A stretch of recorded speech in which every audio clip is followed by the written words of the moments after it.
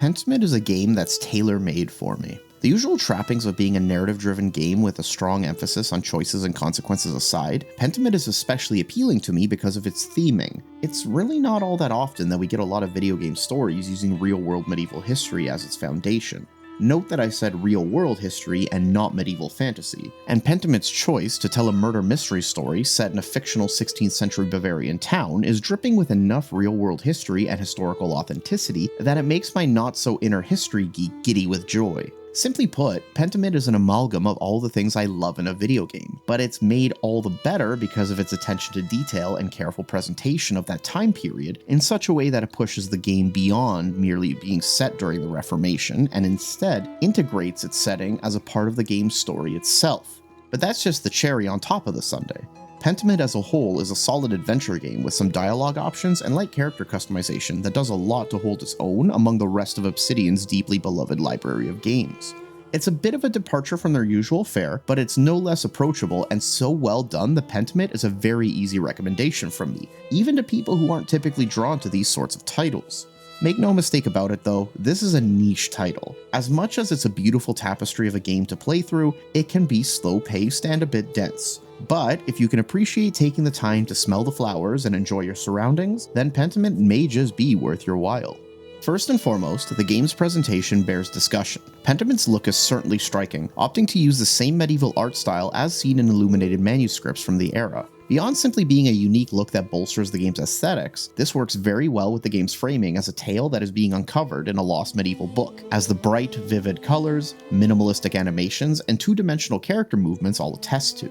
But even more telling is the fact that any time you shift the screen to either the in-game glossary or any of your journal screens, the camera pulls out to reveal that the very screen that you're playing on is an image in a manuscript. Heck, you can even see it on the main menu when you continue the game, as the book on the pedestal contains a screenshot of your last saved location.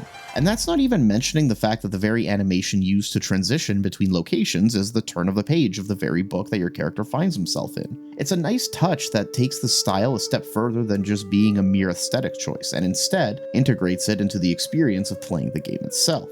I also have to say that the use of stylized fonts for character dialogue is a great touch too. The game varies the different types of fonts used to represent the professions and educational backgrounds of the characters you encounter, differentiating biases and outlooks with a mere glance at the screen. Also, it's another small thing, but the controls are great. Pentiment is a point-and-click adventure game that's completely playable using only a controller, or even just your keyboard. Arrow keys, spacebars, and number keys all take the place of most of your clicking, making this an incredibly casual experience to interact with. Finally, the game's audio is fantastic. It doesn't use too much original music, but when it does, it hits hard and sounds great. Instead, Pentiment primarily relies on ambient audio to help build the game's atmosphere, and it's here that the audio direction really shines. Not only do those background sounds blend in together seamlessly, but there are sections where the game's audio direction takes center stage. There's one scene early on where the cantor, or the lead singer in a choir, is practicing his singing, and I just hung back to listen to it. Not only because I have a secret fondness for Gregorian chant, but because the audio balancing and added reverb did such a nice job of giving the song an air of authenticity. It sounds like you are listening to someone sing in a cathedral, which is exactly what's happening. Reconciliavit peccatores, mos et vita duello conflixere mirando, dux vitae mortus regnat vivus.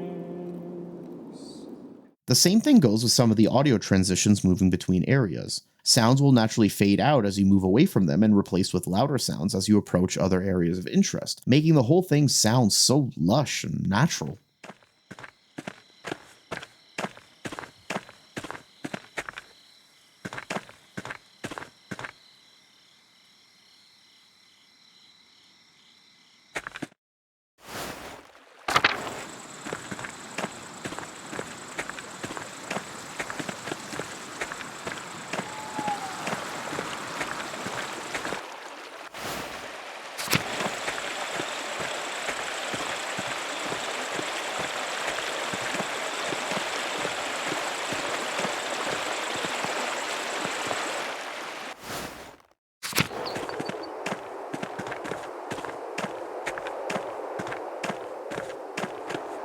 And that all sort of speaks to one of the chief reasons as to why Pentiment is as captivating as it is, because as much of its presentation is fantastic, it goes beyond those tangibles to exhibit further layers of its setting in the form of its historical accuracy and its attention to detail. On a personal level, I deeply appreciate the game's attempt at depicting the events that transpire with an air of historical accuracy, and just how genuine the whole thing feels. Even though it takes place in a fictional town, the things happening in the world are very, very real, and the resonance is felt among all the characters you interact with. The development team clearly put in a ton of research in order to portray the time period as being living and real, and this is present in everything from the ways that the characters dress, to how they speak, to their outlooks and their perspectives based on their social class, and even what they eat. That's right, the game goes right down to depicting the different sorts of meals that both rich and poor would eat, and there are a number of scenes where you will be breaking bread with someone and have a first-hand look at what's being served. Even the guides who appear in the protagonist's dreams are seminal figures from the medieval world. Prester John, Socrates, the literary Beatrice from Dante's Divine Comedy, Saint Grobian, the fictional patron saint of vulgarity, and Melancholia, the personification of melancholy as seen in Albrecht Dürer's engraving, are all figures that guide the protagonist during his more introspective moments, and will sometimes offer advice for some of the game's decisions. While the dialogue may not be as well crafted as that of, say, an Umberto Eco novel, it nevertheless does a great job towing that line without delving into purple prose. I especially love that the characters don't simply exposition dump. Instead, they make casual references to things that everybody in that day and age would already be familiar with, and in order to fill in any gaps on the player's side, the game uses a glossary system that you can pull up on a whim in order to understand what's being discussed. It makes the dialogue feel more natural, and I really like when games, especially historical ones, do this. On top of that, the writing is solid, and the story it weaves together is a gripping tale that had me glued to my monitor as I unraveled layers of this sleepy little town and the abbey that looms over it. And as a side note, I love that the game will just use pictures of characters as they're brought up in conversation. It's a clever way to put a name to a face without going through the pains of introducing everybody to you one by one, especially since in-game, your character has already spent quite some time with them, so he would know who these people are.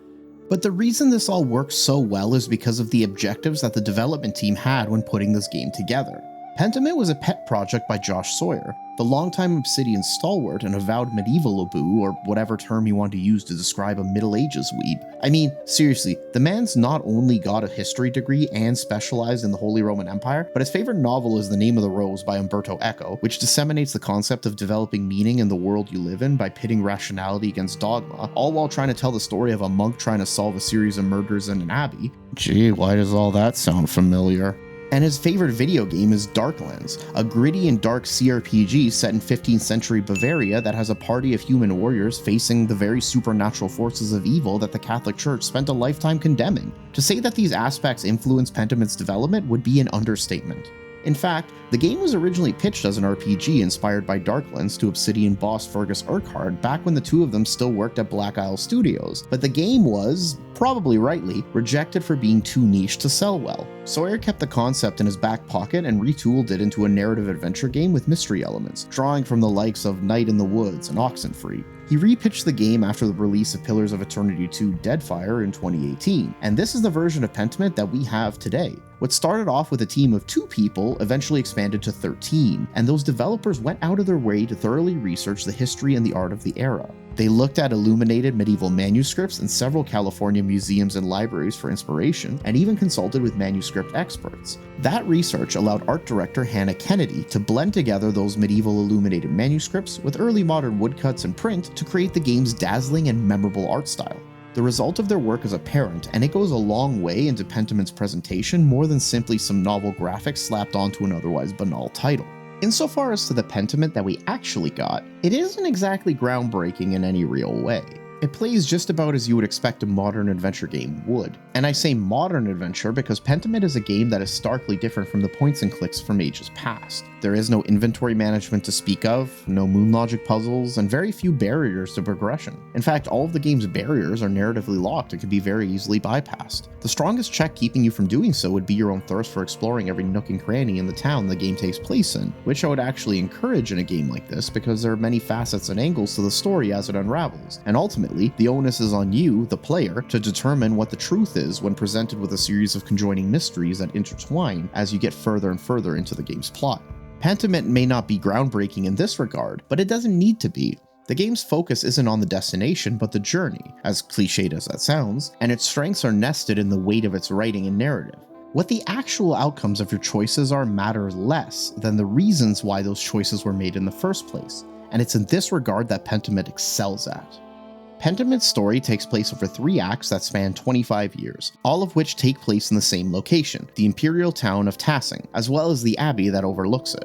You explore the game through the eyes of, perhaps rather appropriately, an aspiring artist from Nuremberg named Andreas Müller. You'll be given a few choices that flesh out Andreas's background and his travels up until that point, which will determine some of his skills. These skills just unlock some extra dialogue options that reflect the sort of nature that Andreas has. You can select the subjects that you studied in university, where you traveled, and how you spent your free time. All of these do have some light effects on conversations that come up in gameplay, so they're not just a bit of extra flavor. However, they do add some depth not only to Andreas as a character, but to the gameplay options that arise, since 90% of this game is conversation. During the first act, Andreas comes to Tassing during his formative years as a journeyman to work on some illuminated manuscripts for his client, and Curacao Abbey houses one of the few remaining scriptoriums in Europe, most of them having given way to the emergence of the printing press. This is all disrupted when the local lord comes to town and finds himself murdered. Andreas' mentor is accused of the crime, as he was the one who discovered the body and removed the alleged murder weapon from it. Andreas is then compelled to prove his mentor's innocence.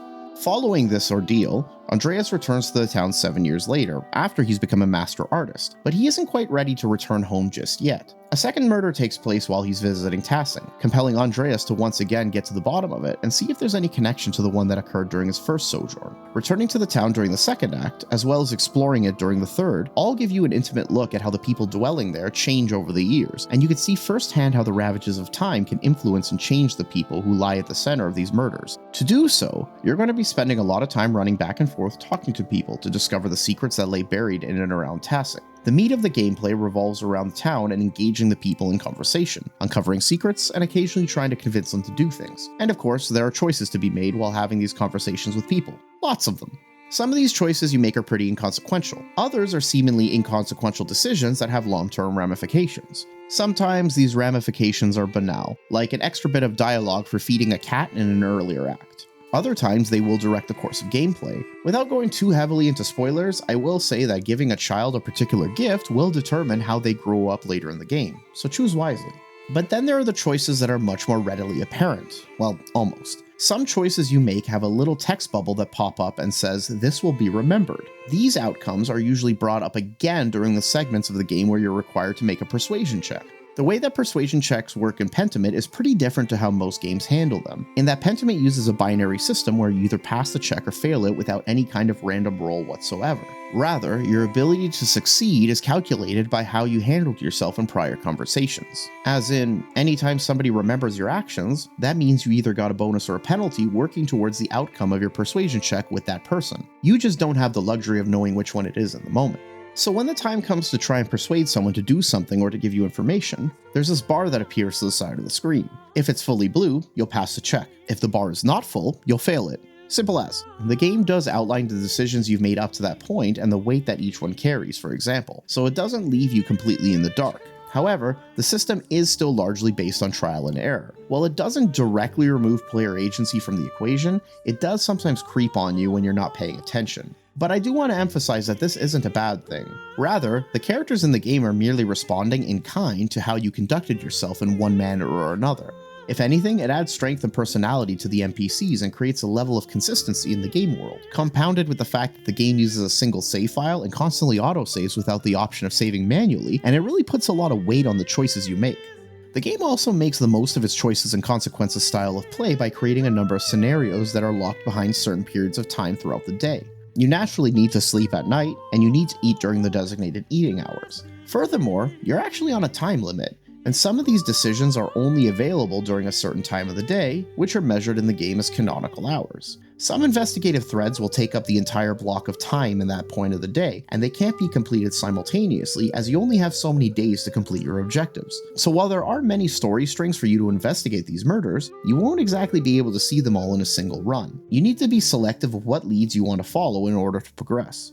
This time pressure does ease up a little bit in the latter acts, and it's the first act that really feels the most frantic. I was able to follow all of the leads I was given during the game's second act, at least I think I did. Whether or not there are more, I don't know, but I did manage to complete everything in my journal.